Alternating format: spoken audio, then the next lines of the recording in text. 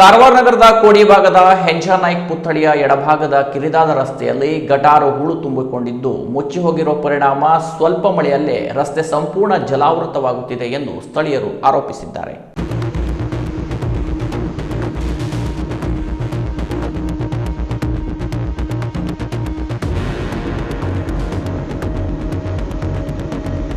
ಈ ಭಾಗದಲ್ಲಿ ಶಾಲೆಗಳು ಆರಂಭವಾಗಿರುವುದರಿಂದ ಮಕ್ಕಳಿಗೆ ಓಡಾಡಲು ತೀವ್ರ ತೊಂದರೆ ಉಂಟಾಗಿದೆ.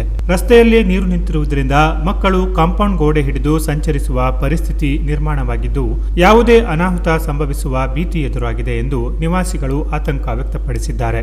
ಗಟಾರದಲ್ಲಿ ಮಣ್ಣು ಮತ್ತು ಹೂಳು ತುಂಬಿಕೊಂಡಿರುವುದರಿಂದ ಮಳೆಯ ನೀರು ಸರಿಯಾಗಿ ಹರಿದು ಹೋಗದೆ ರಸ್ತೆಯಲ್ಲೇ ನಿಂತುಕೊಳ್ಳುತ್ತಿದೆ. ನೀರು ಗಲೀಜಾಗಿದ್ದು ದುರ್ವಾಸನೆ ಹರಡುತ್ತಿದೆ. ಇದರಿಂದ ಮಕ್ಕಳ ಕಾಲುಗಳಿಗೆ ಸೋಂಕು ತಗುಲುವ ಆತಂಕವೂ ಎದುರಾಗಿದೆ ಎಂದು ಸ್ಥಳೀಯರು ತಿಳಿಸಿದ್ದಾರೆ. ಈ ಸಮಸ್ಯೆ ಕುರಿತು ಕಳೆದ 8-10 ದಿನಗಳಿಂದ ನಗರಸಭೆಗೆ ವಾಟ್ಸ್ಆಪ್ ಮೂಲಕ ಹಲವು ಬಾರಿ ದೂರು ನೀಡಿದ್ರೂ ಯಾವುದೇ ಕ್ರಮ ಕೈಗೊಂಡಿಲ್ಲ ಎಂದು ನಿವಾಸಿಗಳು ಆರೋಪಿಸಿದ್ದಾರೆ. ಮಕ್ಕಳು ಗೋಡೆ ಹಿಡಿದು ಓಡಾಡುವ ಪರಿಸ್ಥಿತಿ ಇದೆ. ಗೋಡೆ ಕುಸಿದು ಅನಾಹುತ ಸಂಭವಿಸುವ ಮುನ್ನವೇ ನಗರಸಭೆ ಎಚ್ಚೆತ್ತು ಗಟಾರ ಹೂಳು ತೆರವುಗೊಳಿಸಿ ಸಮಸ್ಯೆ ಪರಿಹರಿಸಬೇಕು ಎಂದು ಸ್ಥಳೀಯರು ಆಗ್ರಹಿಸಿದ್ದಾರೆ.